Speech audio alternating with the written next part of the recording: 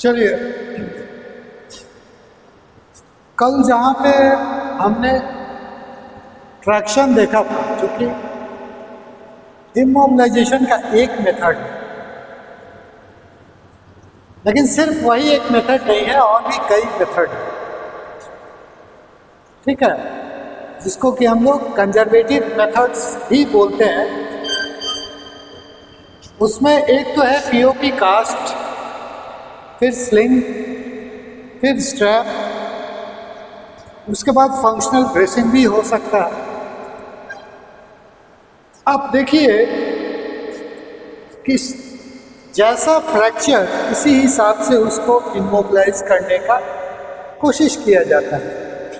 अगर उंगलियों में फ्रैक्चर हो गया है फेलिक्स में, तो फिर उसको सिंपली उसके जो एडजेसेंट फिंगर है उसके साथ स्ट्रैप कर दिया जाता है, बांध दिया जाता है, और इसी तरीके से वो इमोबिलाइज रहे। ठीक है। दूसरा जो स्लिंग मेथड है इमोबिलाइजेशन का, मान लो कि क्लेविकल में फ्रैक्चर हो गया, तो वहाँ पे कास्ट नहीं लगाया जाता, और एक्सट्रीमिटी जितना मूव करता है उतना ज़्यादा पेन होता है। सिर्फ मूवमेंट को रिस्ट्रिक्ट करने के लिए एक ट्रायंगुलर स्लिंग्स, ठीक है, कपड़े का भी बनता है, बना के लगा दिया जाता है ताकि पेशेंट को ज़्यादा पेन ना हो, और वो अपने आप फिर जो फ्रैक्चर है वो धीरे धीरे हील होना स्टार्ट हो।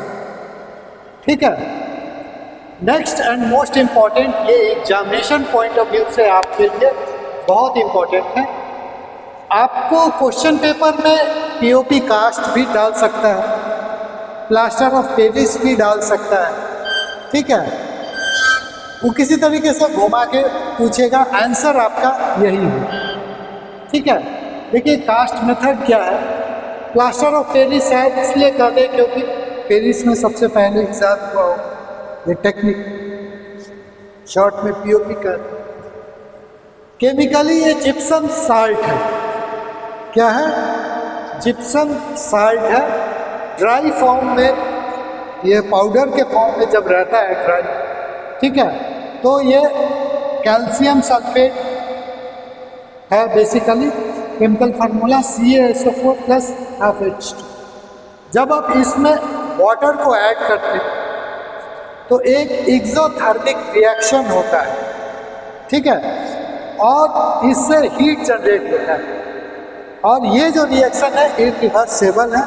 उसके बाद फिर से जब वो ड्राई होता है तो एकदम सॉलिड हो जाता है, और एक रिजिड फ्रेमवर्क जैसा कि ऑर्थोपेडिक सर्जन चाहते हैं वैसा वो दे सकते हैं, और उसी से फ्रैक्चर को इमोबिलाइज किया जाता है। ठीक है। तो कई तरीके का बनता है, कुछ इम्पॉर्टेंट हम बोर्ड पे मेंशन किए। ठीक है, जैसे कि PTB कास्ट, ठीक है, ये बेसिकली जो है टिबिया के फ्रैक्चर के लिए वो इमोबिलाइज करने के लिए किया जाता है। सिलेंड्रिकल कास्ट, पटेला में फ्रैक्चर हुआ क्योंकि वो दिखता सिलेंडर की तरह, ठीक है, इसलिए उसको जो है सिलेंड्रिकल कास्ट बोला। हिप अस्पाइका, देखो जो अस्पाइका वर्ड अगर आए तो समझ जाना कि थोड़ा बहुत जो है ट्रंक का कोई ना कोई हिस्सा भी इमोबिलाइज किया गया है। ठीक है। पोलिस कास्ट, पोलिस फ्रैक्चर, यू स्लैब अगेन जो है आपको इसमें ह्यूमरस के फ्रैक्चर, ठीक है, इस्तेमाल किया जाता है। तो ये कुछ इम्पोर्टेंट नाम है, यहाँ से हो सकता है कुछ ऑब्जेक्टिव क्वेश्चंस निकल के आए। ठीक है, जैसे हिप स्पाइका जो है कौन से फ्रैक्चर के लिए इस्तेमाल होता है, तो फीमर के फ्रैक्चर, ठीक है, खास करके जो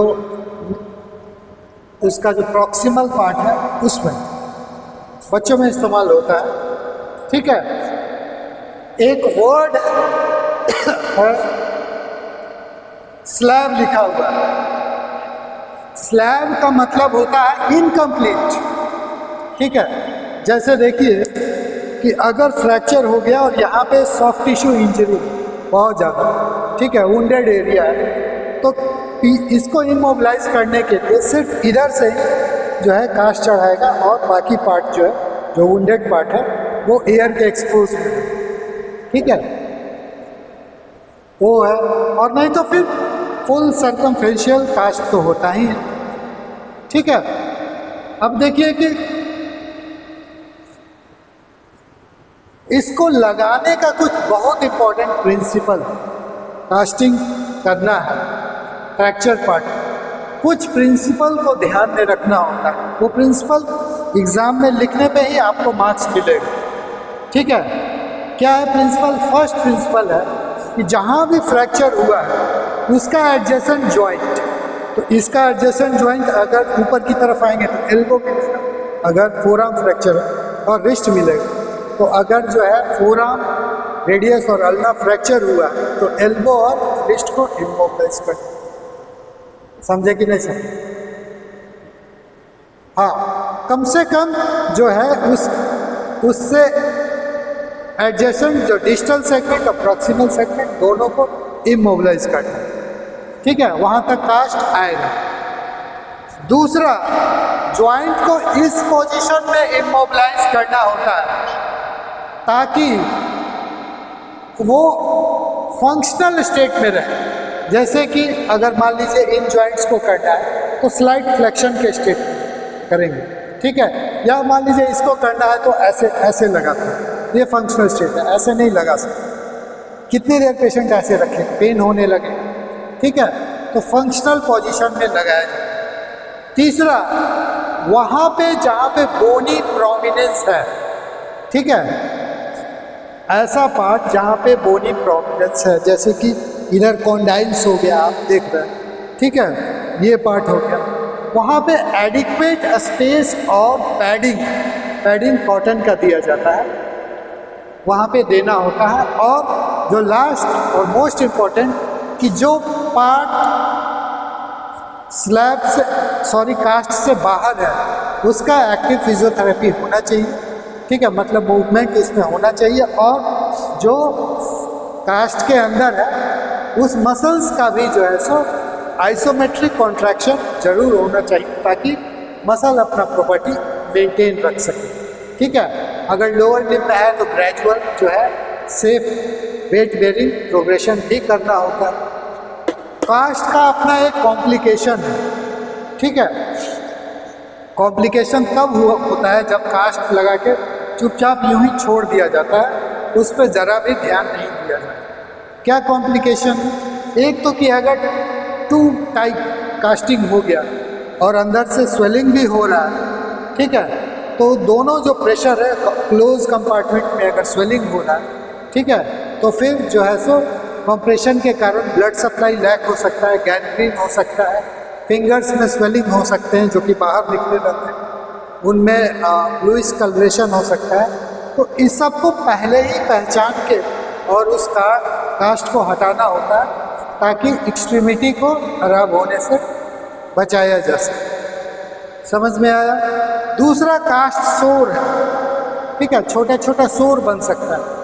वो तब होता है जब क्वालिटी कास्ट का अच्छा नहीं होता, जो इनर सरफेस है वो इरेगुलर है। मान लो कि इनर सरफेस ऐसे स्ट्रेट जाके ऐसे उठा हो तो ये पार्ट जब भी टच करेगा, ठीक है, तो पिंच होते होते वहाँ सोर हो जाएगा।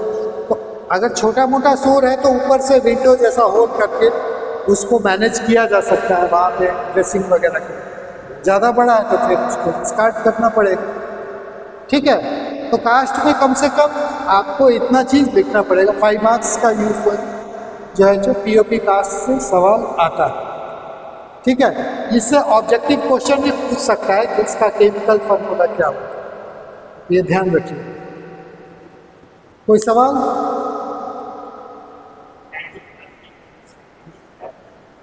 हैंगिंग जो स्लैब होता है या हैंगिंग जो कास्ट होता है, ठीक है, बस ऐसे लगा के और ऊपर से जो है इसको हैंग कर दिया जाए उसी को। हाँ, ऑफ कर लीजिए कैमरा।